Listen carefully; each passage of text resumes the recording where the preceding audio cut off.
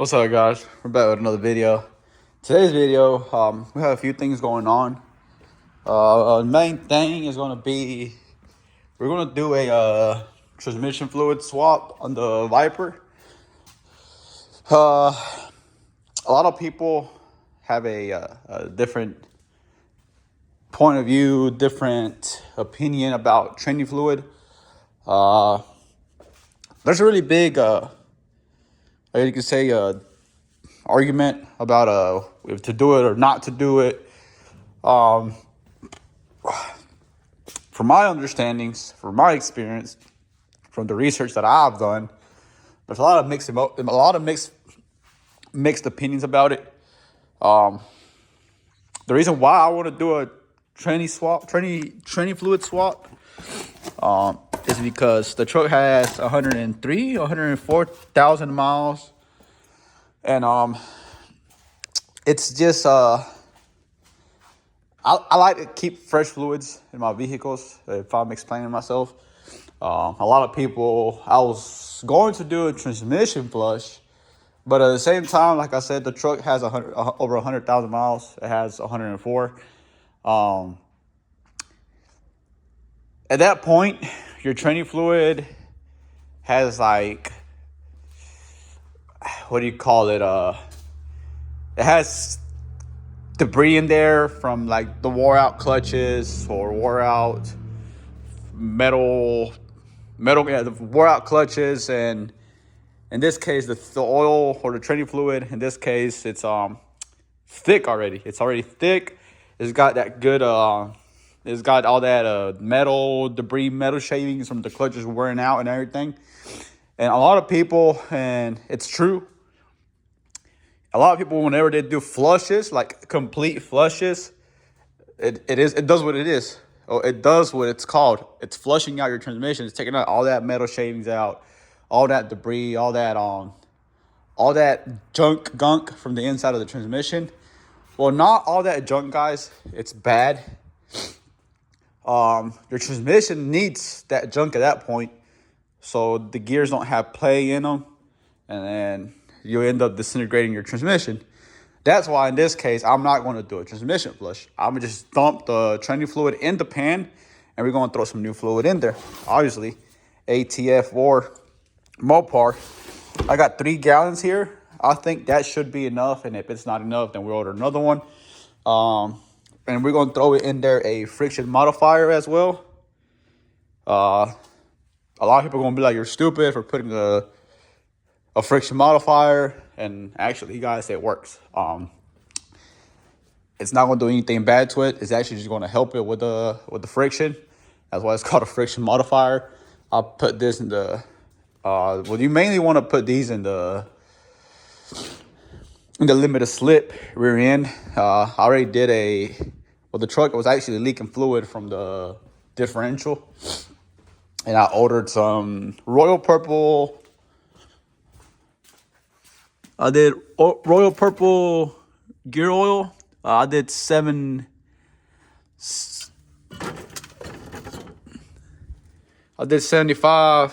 W90, and it comes with friction modifier. And I still went ahead and threw another friction modifier in there from Mopar. I mean, it's not going to hurt it. If it's not going to help it, it's not going to hurt it. And then, because these trucks have the limited slip differential, so I put that in there, and then I put this in there. And the truck's been running good ever since. And I was actually planning on doing a whole rear end fluid swap. And until one day, I saw like a puddle on my concrete. And then I saw my differential all wet. Well, it was leaking from the seal, from the drive shaft seal, and okay, what a perfect time, you know. I went ahead and ordered everything, changed the seal, and put new fluid in there. So the rear end's all good to go. In today's video, we have a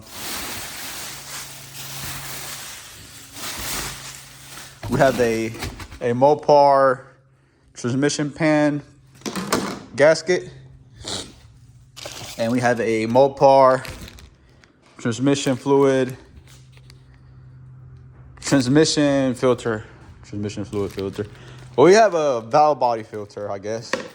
All this shit right here is Mopar. Fluid is Mopar. And additive is Mopar. I try to use a lot of Mopar stuff. Just can't beat OEM. At least not for fluids or filters, or I don't know. I feel like it's just a good practice to try to get OEM stuff. Obviously, if there's no such thing as OEM fluids, like in this case, motor oil. Dodge is not like Ford, where they have motorcraft oil. At this point, you would be using Pennzoil, which Pennzoil does make the oil for the motor. Does make motor oil. Not fucking talk at all. But they do make motor oil exclusively for our SRTs. This is what I run in the Hellcat. At some point, I was gonna run it on the Viper, but there's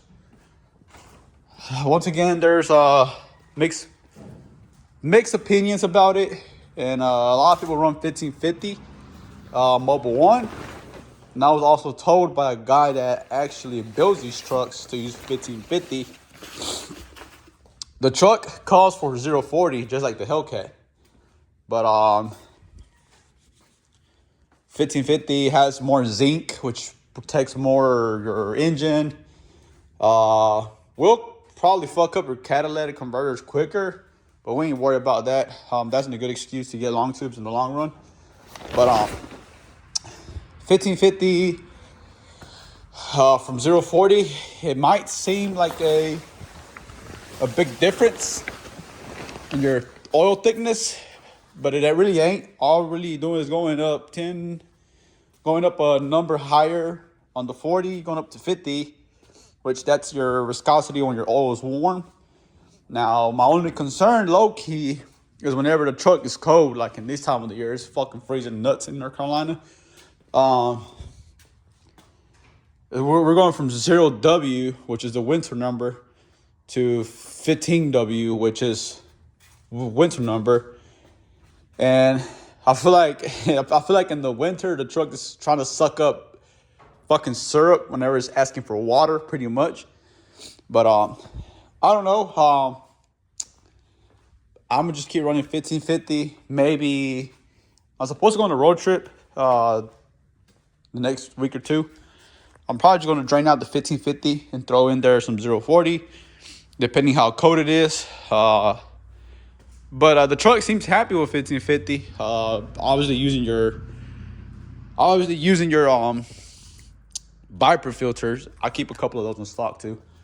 But let's get to today's video and no fucking chit chatting. We're just gonna dump the training fluid currently in the truck, and then we're gonna just put new fluid in there with that friction modifier, and we're gonna put the oil pan back on and heat cycle it. And I have a special, not announcement, but we have something for the Hellcat, guys. The PCM got unlocked.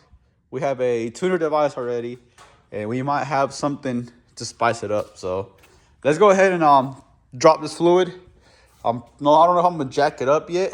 The truck is pretty high, but I am a pretty big guy as well, so I don't know if I'm gonna jack it up yet or not. But let's get to the video. All right, guys, so we're gonna have to grab a light. Let me grab my creeper. And before we drop the fluid, I wanna make sure the pan gasket matches up with my boat hose. If not, we're gonna be fucked.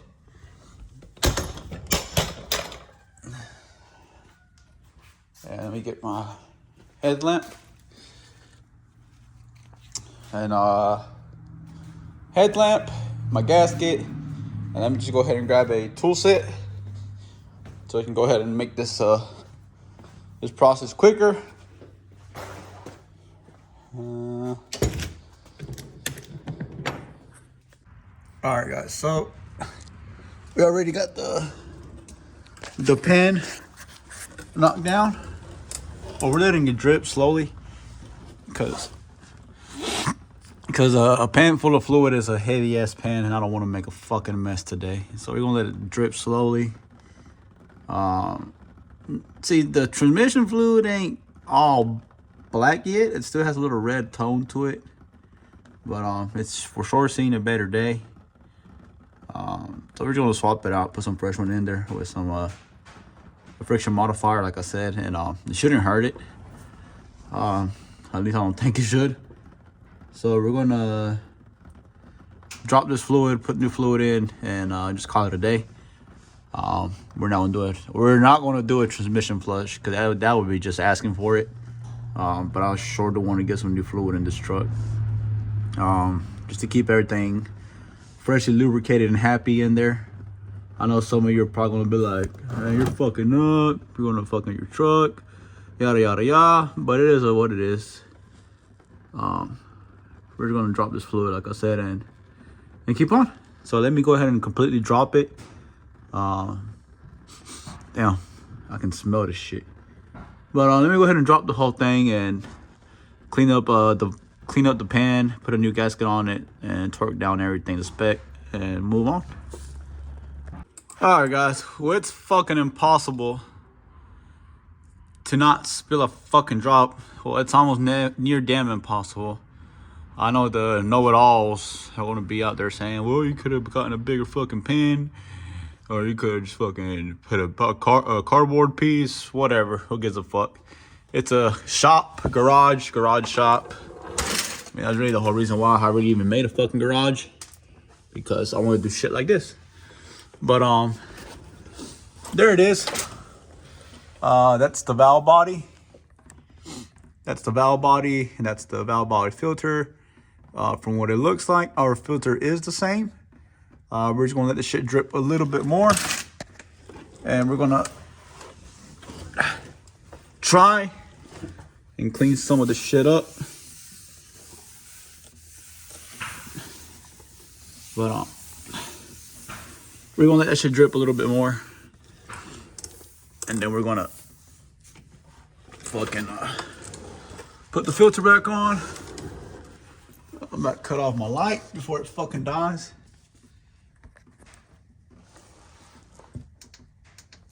And you're gonna leave the truck. We're just gonna leave it dripping for a while. We're gonna leave it dripping for a while. And we got the oil pan over here, fluid pan, whatever the fuck you wanna call it. The fluid does look a little dark, but it's nothing out of the ordinary. We're gonna dump this fluid, and we're gonna use new fluid in the friction modifier. I do need to get me a trash bag. Give me a trash bag in my dumpster.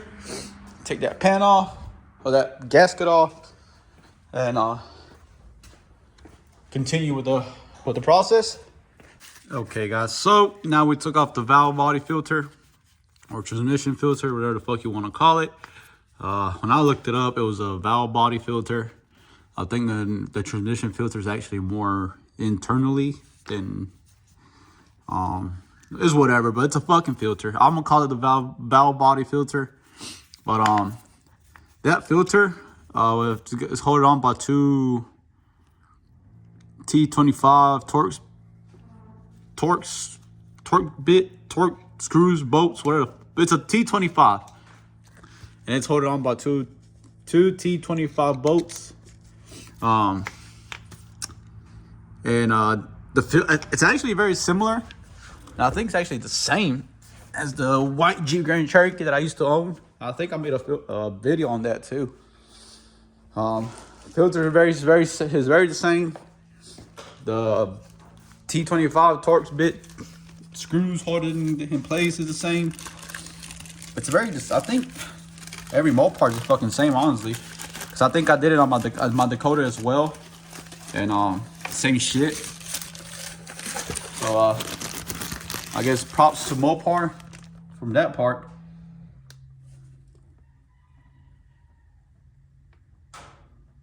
Yeah, it is actually the same.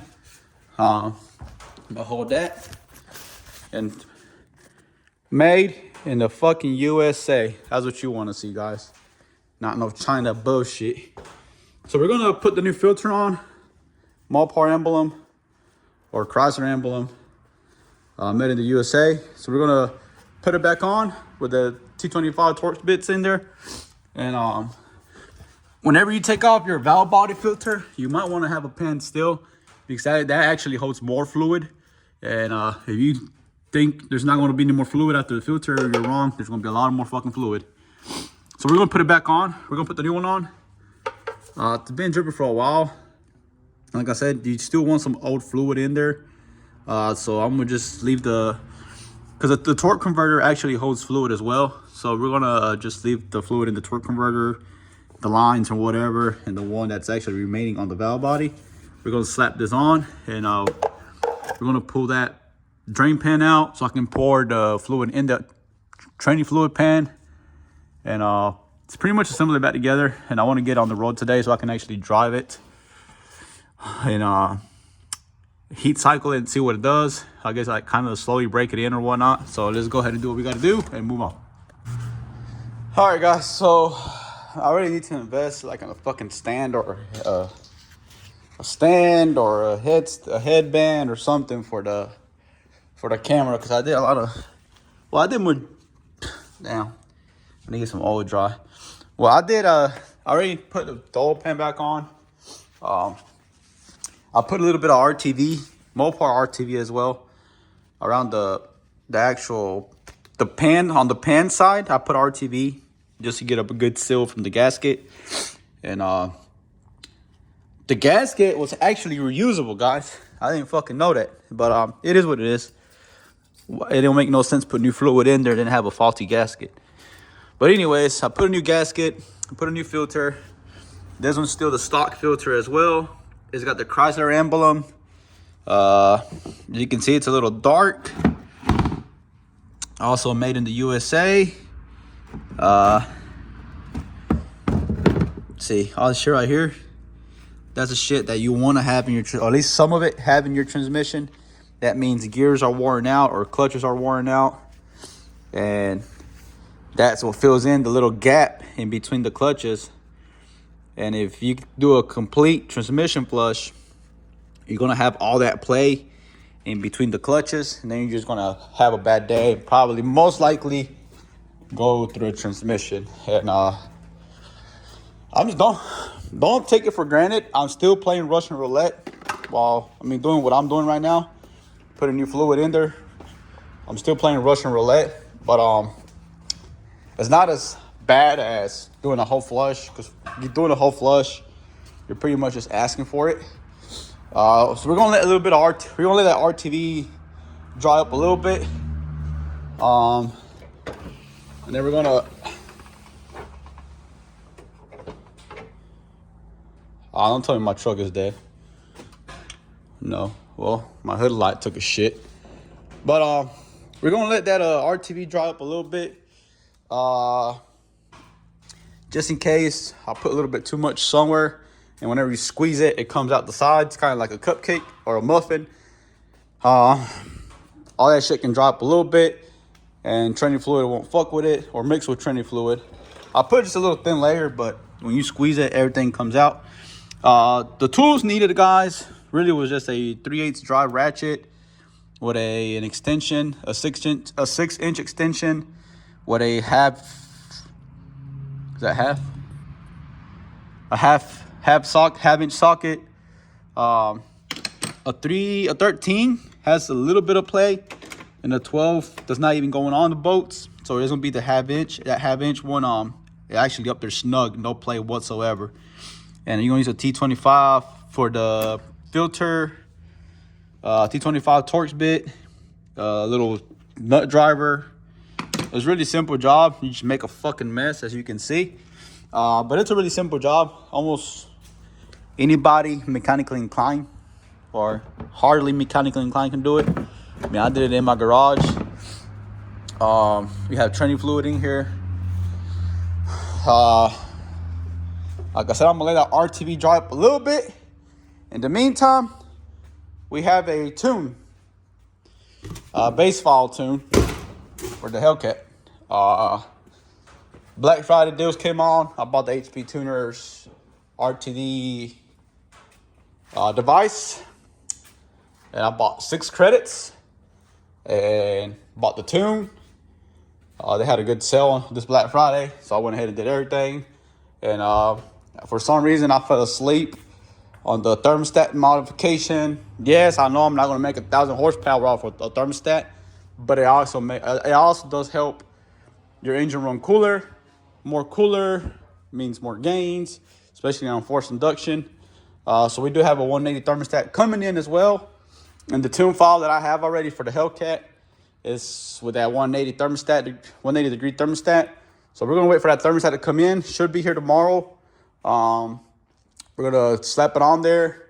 I gotta go to Walmart and get a gallon of distilled water because I'm probably gonna lose a little bit of coolant, but I can top it all with distilled water and bleed it, load the base file, and maybe data logs, and the Hellcat's done for now. I really had to finish the neon, guys. I'm slacking. The car starts, everything. Every time I start it, I check the fluids, and fluids are good. So it's not consuming oil or anything. The truck, like I said, I'm just doing a little maintenance on it. Just putting some new fresh fluids. I already got new rear gear oil. I got new training fluid. We're gonna go on this road trip, and I'm gonna come back and dump the 1550, put a fresh new oil.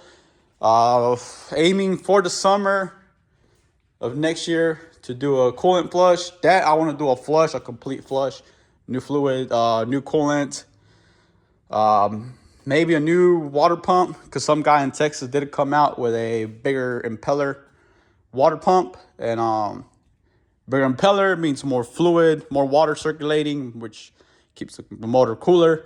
So I do want to invest in that water pump before I do anything, guys. It's a little pricey. You're looking at about a $900 water pump, but it's totally going to be worth it in the long run. It's going to circulate more water quicker and for bigger amounts.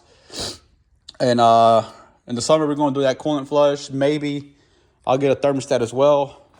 Just keep everything fresh and the engine healthy and safe. The truck does not overheat by all means, and knock on wood, hopefully, and knock on wood, not jinxing myself, but I just want to keep this truck fresh, healthy. It's a collector's item. There's a lot of SRT10s out there, but it's only 500 made in yellow, and this is the 433. So for that reason, I want to keep this truck for what it is, which is a collector's item, in my opinion. I'll see it that way. They're very, very rare to find. So we're gonna let that RTV that I put around the pan dry up a little bit. I'm gonna go inside and for a couple of minutes, and I'm gonna come back outside, and then we'll start pouring fluid in there. Turn on the truck, put it in neutral, and let it get to temperatures. And that's the only way we're gonna find out the true readings. And we're gonna go underneath, check for leaks, any sorts of leaks, and hopefully there's none. Then I'm gonna spray the hell out of that undercarriage with some brake fluid, and I'm out of fucking brake fluid. Not brake fluid, brake cleaner. Well, I can just leave it for now. I can go to the store, give me some Purple Power or Super Clean, and just spray the whole undercarriage, because I like to keep everything clean. Then we'll have to get some oil dry, throw on the concrete. So let's go inside, guys, and I'll start filming again once it's time to put the new fluid in here. All right, guys. So it's been about 10 minutes. I know that RTV is not completely cured before I get bashed. But anyways, we're just gonna go ahead and I had a fucking funnel. This one. So we're just gonna go ahead and start the truck, drop it off the jack, and so it can be on a flat surface. And then we're gonna cut it on and let it get up to temperature, and then we're gonna put it in neutral, and just keep checking the fluid into it's on safe. I will disconnect this though.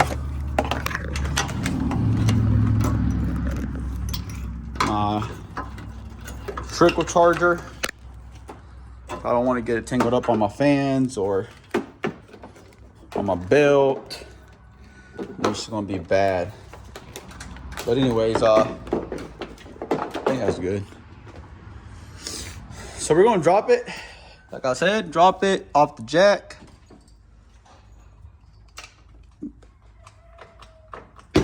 And just start it, heat cycle it, and let it get the temperature. And then we're just gonna have to drive it with common sense so we don't fuck it up. With new fluid, you kind of have to break it in, like cruise it. So like the clutches and the gears and all that shit, they can start wearing out again with the new fluid. And just, I guess, pretty much break it in, burn up the fluid a little bit. So we're gonna start it.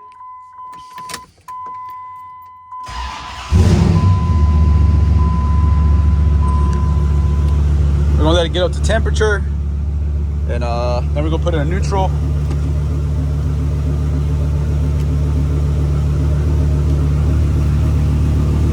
We're gonna let it get up to temperature, put it in neutral, and pour some fluid in there. And yeah, let me clean out this funnel. Well, it's actually pretty clean. So we're gonna pull out the dipstick out of the truck and put the funnel in there.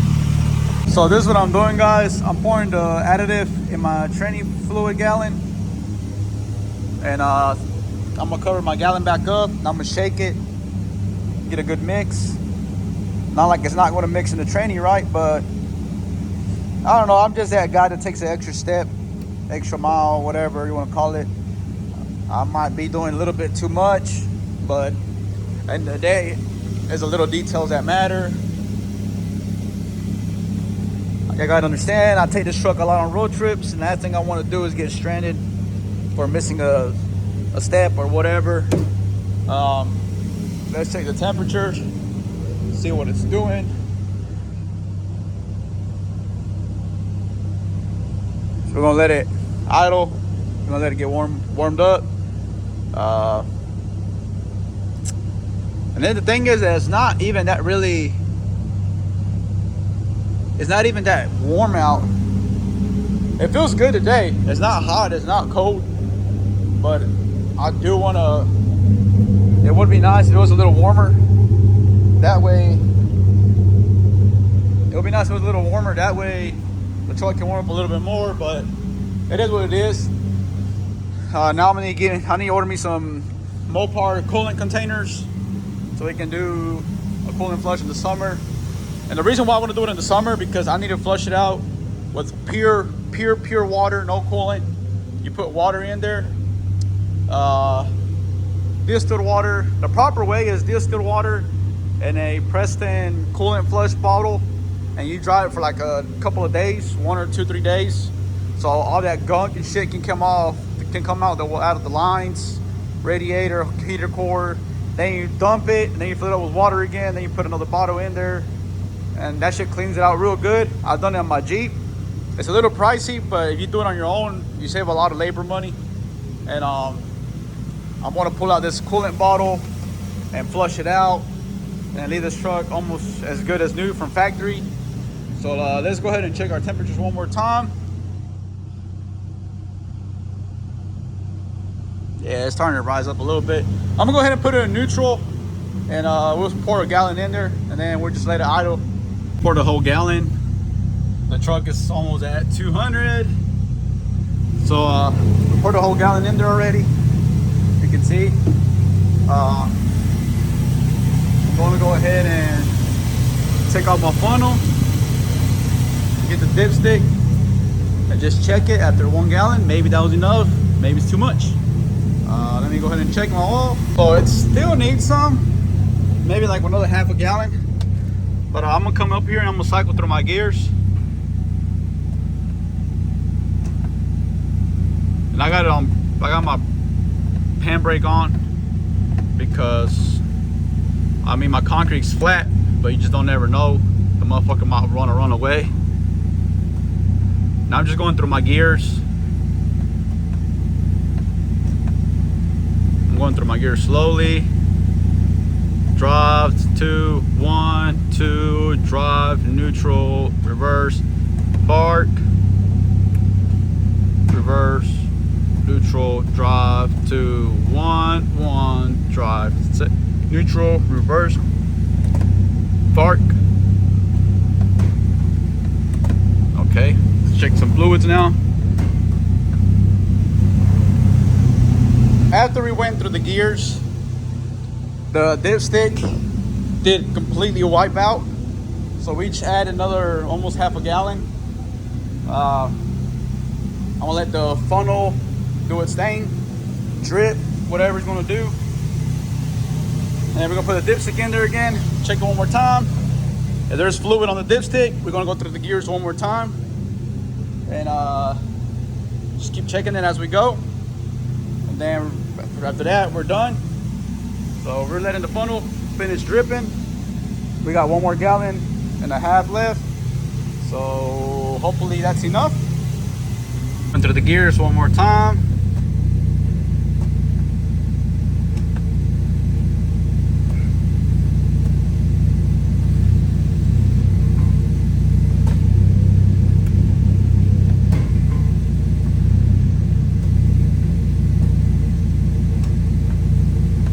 When you put it in gear, that's when it makes pressure and it starts sucking out fluid from the pan.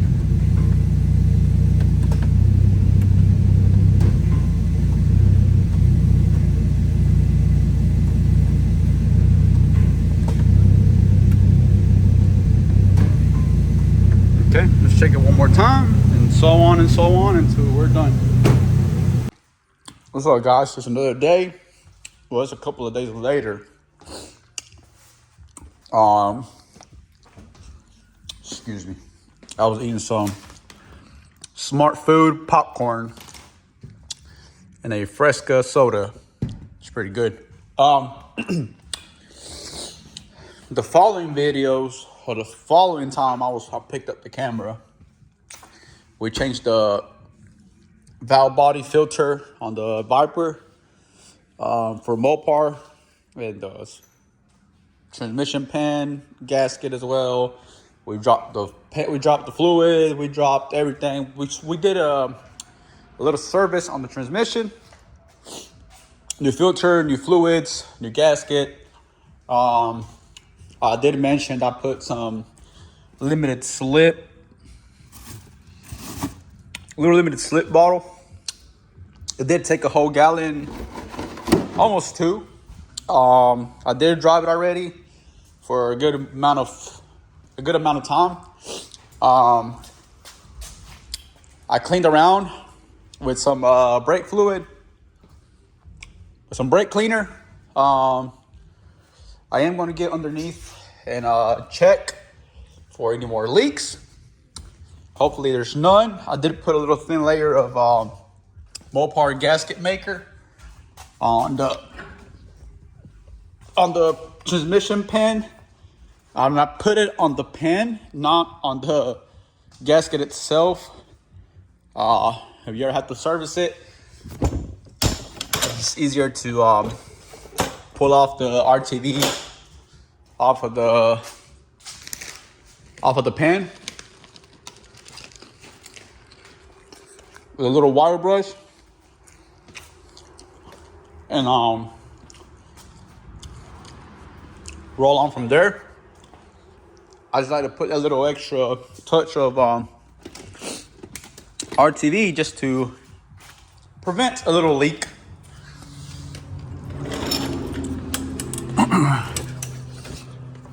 I honestly don't see anything concerning.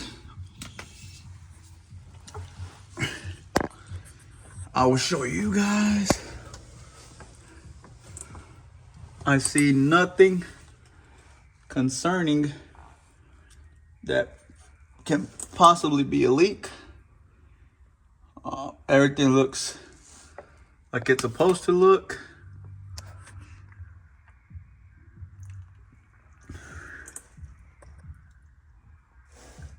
So that was a success, if I may say.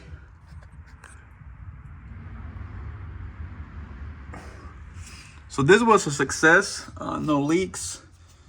That's just wet from old residue. I did buy some Super Clean that I would like to spray on the undercarriage sometime real soon, but it's just too damn cold for that right now.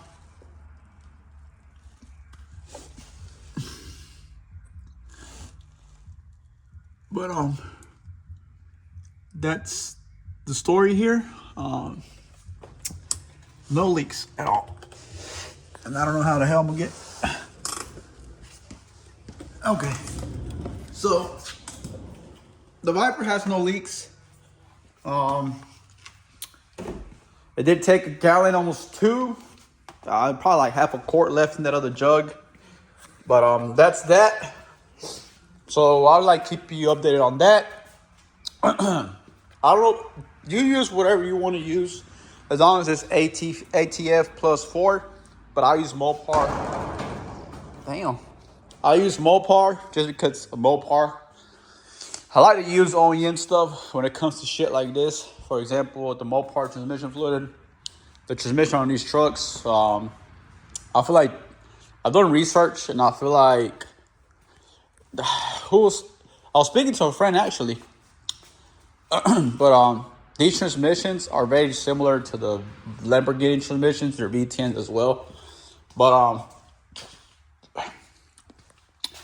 just it's always good to put OEM stuff in there. Unfortunately, they don't make Mopar oil like Motorcraft does, but we use Mobil 1 1550, but the Viper filter. But that's enough chit chatting of the Viper. Today I'm gonna go ahead and throw this extra little mod. It's a tailgate LED strip. Literally just a plug it in your trailer harness, and this red wire is a reverse trigger, and that's it. I already had one actually, and I don't know, for some reason I can't keep a LED strip on there either. It starts flickering, blows a fuse.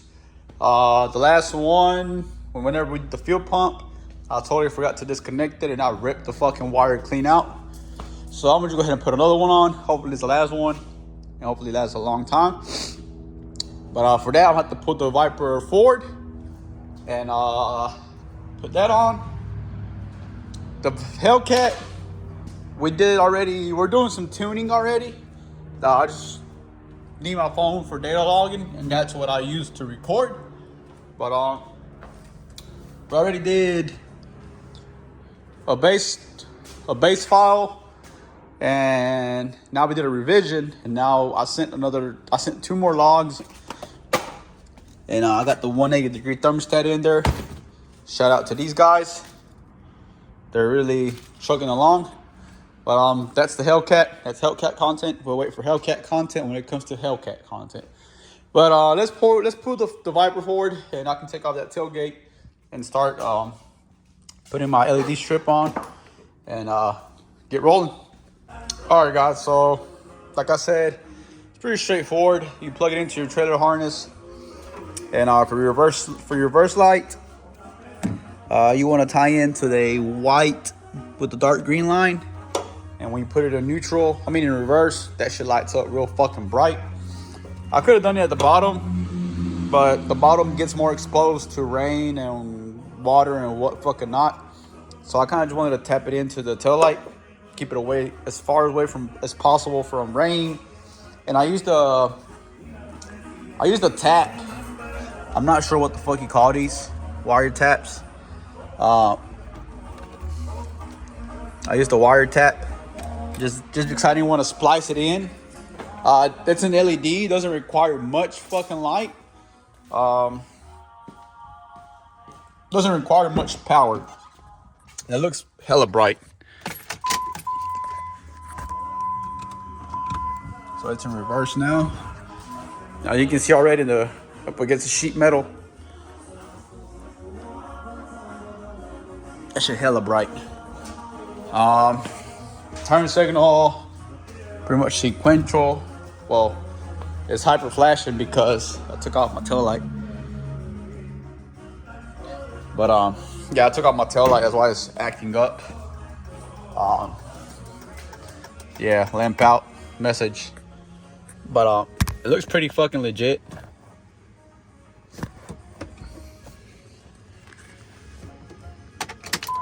It looks pretty fucking legit. Now I'm gonna put my tail light back on. I already did all the testing. Like I said, it's a reverse. I just put some electrical tape here just to keep the wires from pulling out of the harness. At some point, I want to ditch these and get some LED C-bars like I do in the Dakota. I had C-bars on this thing already, but they were the black C-bars, and there was just too much black going on.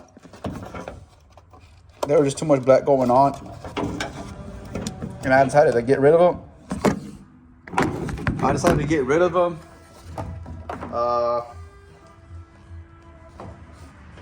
And the guy actually bought them for me, and he had a black 1500 single cab, and he actually bought them for me, and they look pretty nice on his truck.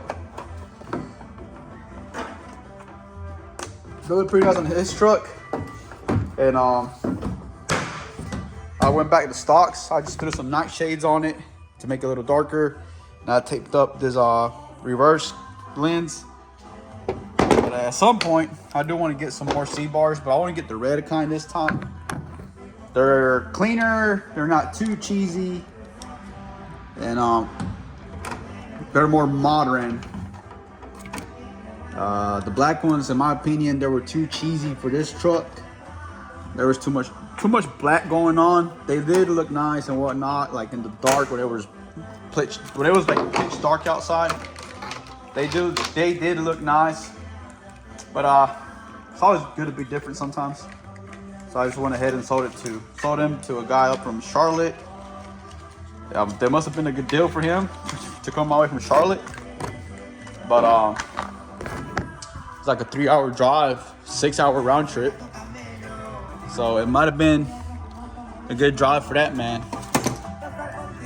It had to be a good deal to make that good drive, if I'm explaining right.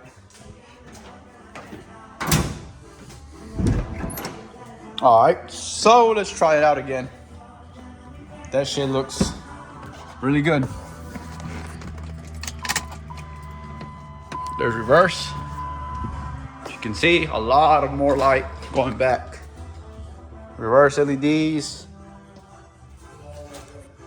Then you got the strip at the bottom. Now let's check out the turn signals. Put this in park.